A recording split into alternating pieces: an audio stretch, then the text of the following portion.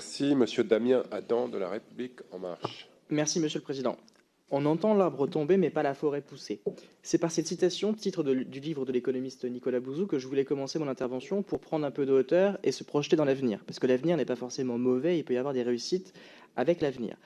Non pas que les sujets d'actualité ne soient pas importants, mais je pense qu'il ne faut à trop s'occuper de l'actualité, on oublie parfois de réfléchir à la stratégie de long terme.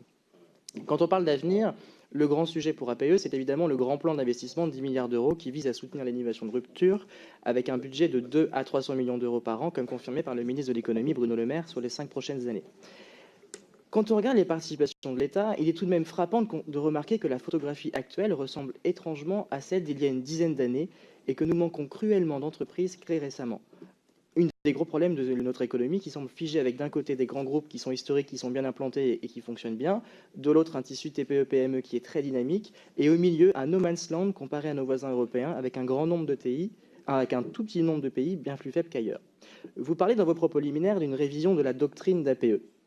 Ma conviction personnelle que je vous soumets, c'est que l'APE devrait bien plus qu'aujourd'hui proposer des fonds propres à des entreprises de petite taille qui veulent innover et qui veulent grandir. L'État doit les aider et surtout prendre beaucoup plus de risques qu'aujourd'hui.